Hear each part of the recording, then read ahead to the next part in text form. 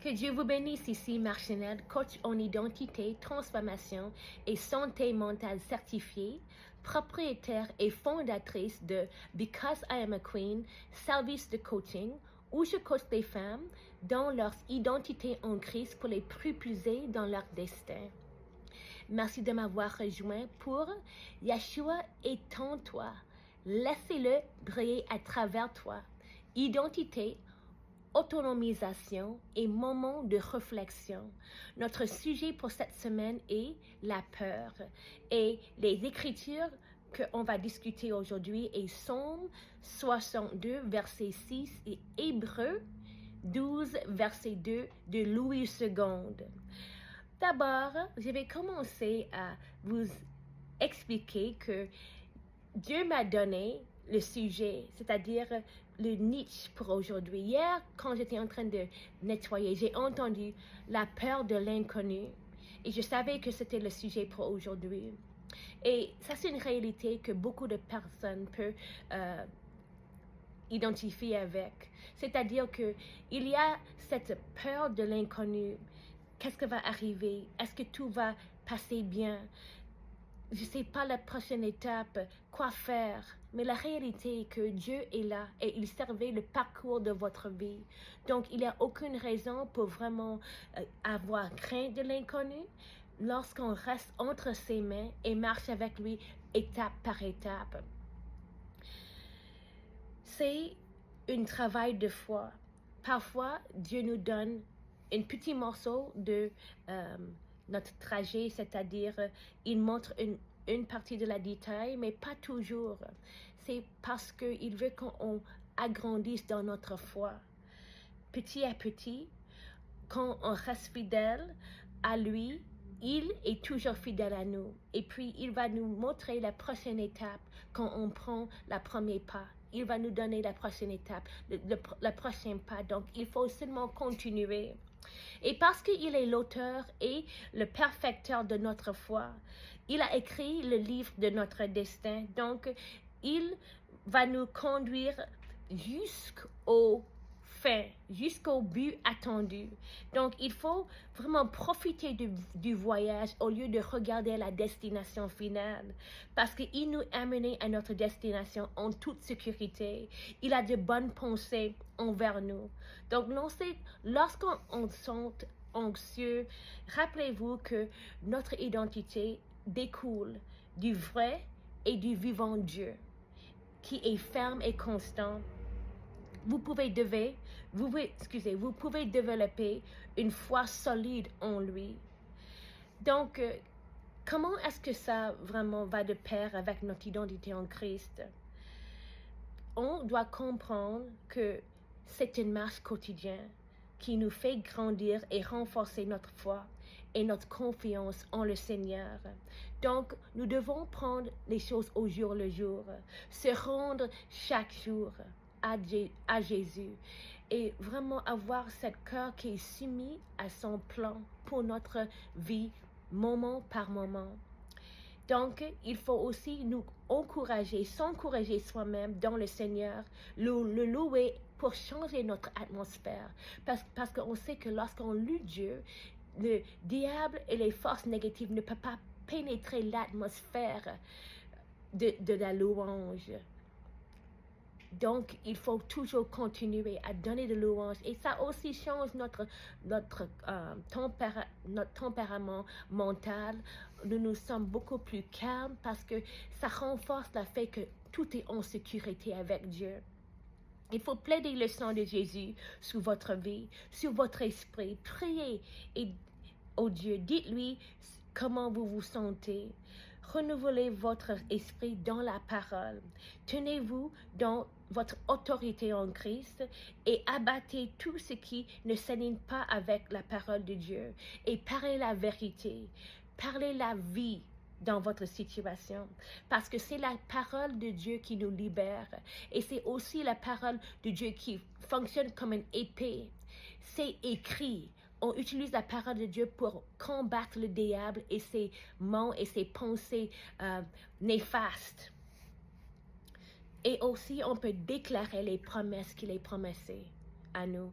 Déclarer, parler les promesses de Dieu sur notre vie.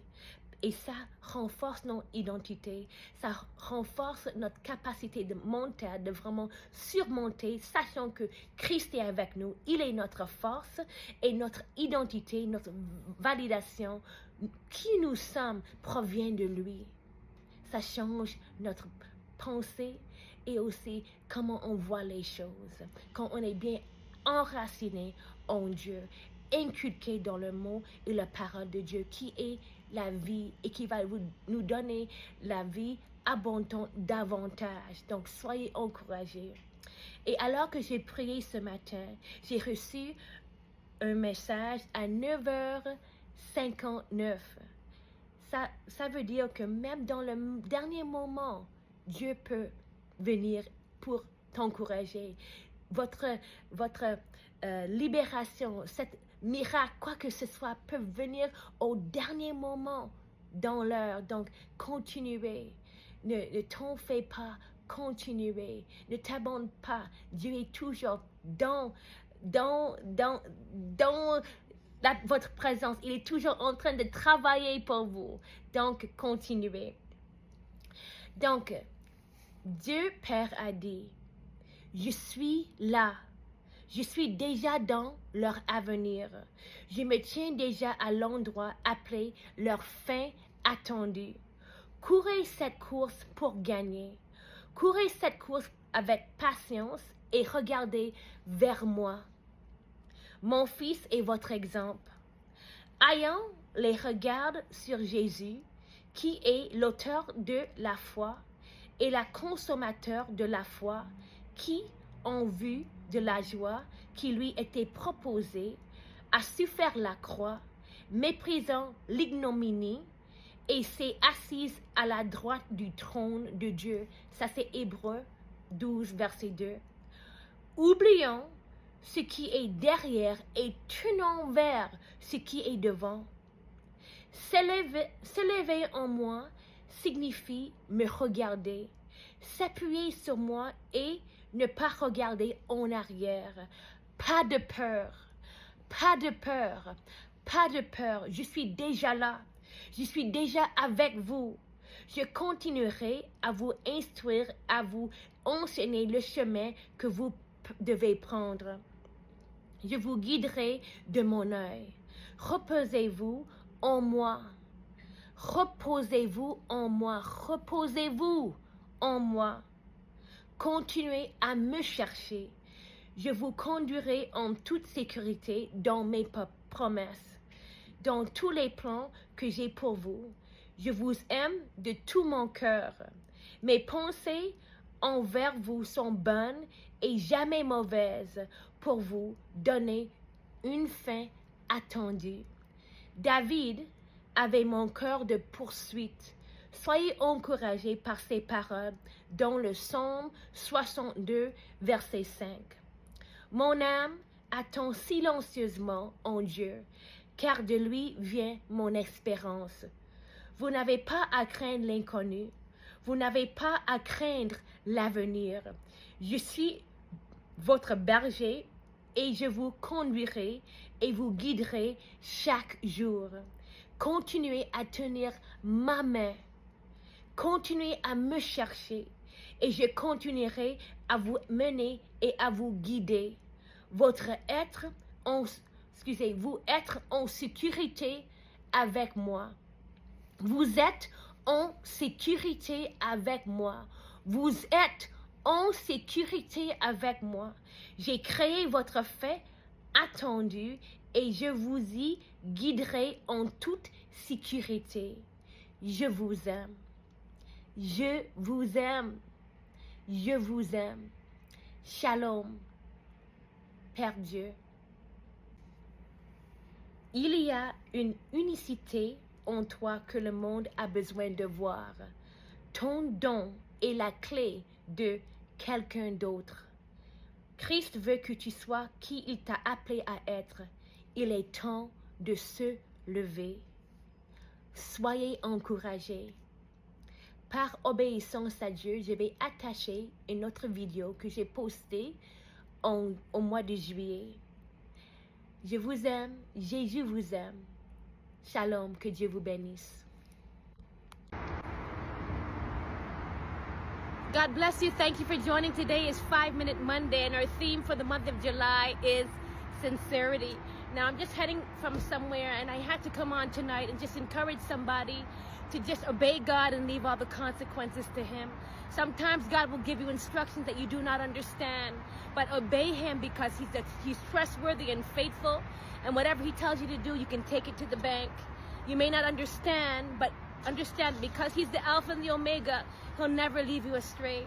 Just make sure you obey God. Whatever you find it to do it with sincerity as a love offering as unto the Lord, and leave the rest to Him. It doesn't matter what people want to say. It doesn't matter what people will say or might say. God has the final say, and He watches over His word to perform it. And you don't have to defend yourself. You don't have to say anything. Just stand still and see the salvation of the Lord. Do what God's called you to do as unto Him to the best of your ability, and trust Him to bring His word to pass. He cannot lie. He cannot lie. He's not a God that will lie. He's a God who is truth. He is the way, the truth, and the life, and He's committed to you. So whatever your hands find to do, whatever you need to do, whatever you're in, be sincere about it, because you'll reap what you sow. Obey God. Sometimes it's hard because you don't understand, but later on you will. Just make sure you're faithful in the little steps, and the little steps will add up to a big path. And then when you look back, you'll say, God, thank you. You were there all along. And when you trust Him enough to take the next step, He'll give you the next one, and the next one, and the next one. Jesus Christ loves you, and so do I. God bless you. Jesus loves you, and talk to you soon.